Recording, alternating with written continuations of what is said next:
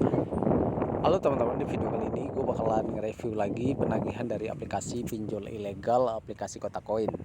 Video ini wajib kalian simak banget, terutama untuk kalian yang juga galbay di aplikasi pinjaman online ilegal, karena DC ini bakalan mau nyebar-nyebar sampai ke Facebook dan Instagram. Jadi apa sikap kita dalam menanggapi jika teman-teman mendapatkan penagihan yang seperti ini?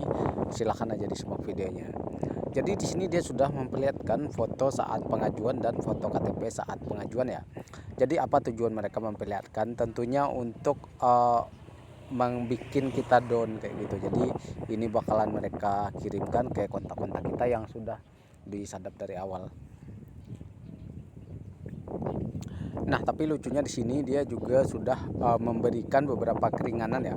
Jadi kalau kita tetap nggak bayar juga, ini yang bakalan mereka lakukan. Jadi jangan sampai data Anda seperti nasabah ini sekarang dibayarkan, sudah diberikan toleransi keringanan hapus denda katanya. Ini bukan keterlambatan lagi teman-teman, ini sebenarnya udah agak jauh dari jatuh tempo ya. Karena emang dari teman subscriberku ini sudah lama merawat aplikasi ini dan sudah gali lubang tutup lubang. Akhirnya nggak kuat bayar dan memutuskan untuk galbay kayak gitu. Kita langsung aja lihat dari awal seperti apa sih. Tagihan Anda sudah menunggak 6 hari keterlambatan di aplikasi kami. Kami minta segera dibayarkan tagihannya karena pembayaran wajib diselesaikan. Sekarang mohon kerjasamanya karena ini tanggung jawab Bapak dan Ibu sudah melanggar perjanjian yang disepakati. Jadi tolong kerjasama agar data Anda tetap baik dan kami bantu potongan denda keterlambatannya direspon dan jangan diabaikan. Ada dua opsi katanya sih seperti itu. Satu, kami bantu hapus denda keterlambatan. Dua, opsi cicilan. Jadi mohon kerjasamanya agar proses berjalan dengan baik katanya teman-teman. Jadi ini keterlambatannya 6 harian ya teman-teman. Dari pagi Anda hanya lihat dan baca saja. Oke, jika tidak bisa diselesaikan baik-baik, kami akan alihkan data Anda ke pihak eksternal katanya. Sebenarnya ini nggak ada pihak-pihak eksternal, sebenarnya itu juga ya teman-teman. Jadi nanti jika dia nggak mempan dalam menagih nasabahnya, nanti datanya dioper lagi ke temannya kayak gitu. Jadi dia bilang kayak eksternal itu nggak ada teman-teman, karena pinjaman online ilegal itu biasanya penagihannya cuma dari satu kantor itu saja. Pikirkan baik-baik katanya sambil memperlihatkan foto yang sudah diedit seperti ini. Tentunya teman-teman udah nggak heran ya jika mendapatkan hal yang seperti ini. Jangan sampai data Anda seperti nasabah ini sekarang dibayarkan, sudah diberikan toleransi keringanan hapus denda katanya. Saya tunggu sekarang, kami cek belum dibayarkan juga, begini itikat baik. 30 menit saya tunggu paling lambat, tidak ada pembayaran. Jangan salahkan banyak paket ke rumah Anda dan jangan salahkan semua kontak Anda dihubungi dan data Anda terposting, dikirim bukti pembayarannya sekarang katanya.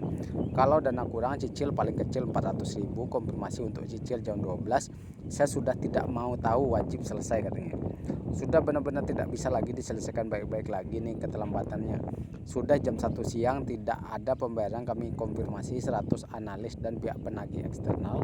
Karena Anda di sini tidak ada etikat baik, jangan salahkan saya ketika Anda diposting di mana-mana dan paket menumpuk rumah Anda katanya. Jadi nggak cuman dia mau nyebar data ke sosmed, bahkan dia bakalan mengancam untuk memesan paket ya, untuk dikirim ke rumah nasabahnya ini. Jadi sebenarnya tujuannya adalah untuk membuat kita down ya teman-teman. Jadi sebenarnya jika teman-teman nggak merasa memesan paket ya tinggal bilang aja kita nggak pesan kayak gitu. Jadi kan semua buktinya udah dibilang ini sama DC-nya kalau dia yang pesan paket. Jadi ya nggak udah urusannya jika suatu saat nanti paket datang ke rumah kalian ya kan. Jadi kalian tinggal konfirmasi kepada tukang paketnya kalau ini adalah kerjaan dari pinjol. Liatin aja tuh chat-chat dan cara penagihannya. Biar sekalian pihak tukang paketnya yang nuntut pihak pinjol-pinjol ini ya. Oke, kita lanjut ya. 30 menit tidak ada pembayaran akan terposting otomatis di 100 grup Facebook. Udah dikasih keringanan hapus denda, malah seenaknya Anda main-main dengan utang nih. Sekalian saya masukin data Anda di sini agar di blacklist permanen karena tidak ada itikat baik sama sekali dan postingan akan mulai katanya.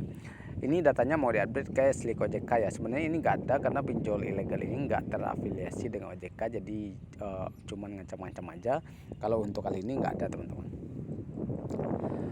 Oke, ini besoknya ya kejadian lagi seperti ini. Hutang bayar udah dibantu hapus denda sama cicilan masih diabaikan. Mau jadi sindikat apa, mau maling, ingin hidup di dunia hanya sementara bung. Mau sampai kapan dihindari keterlambatannya neng? Bisa dicicil, bisa bayar pokok lunas, jangan diabaikan.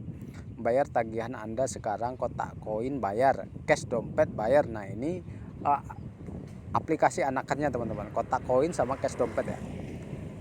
Kirimkan bukti pembayarannya sekarang sebelum data Anda kami posting, seperti itu. Kami cek belum dibayarkan juga. Oke, kita mulai posting. Sebelum saya post, saya tunggu bukti pembayarannya 10 menit lewat, otomatis terposting katanya. Berhubung tidak ada pembayaran masuk, saya akan posting data Anda seperti ini sekarang katanya. Ini sebenarnya foto yang udah diedit ya teman-teman, kayak kita dibilang maling, penipuan segala macam.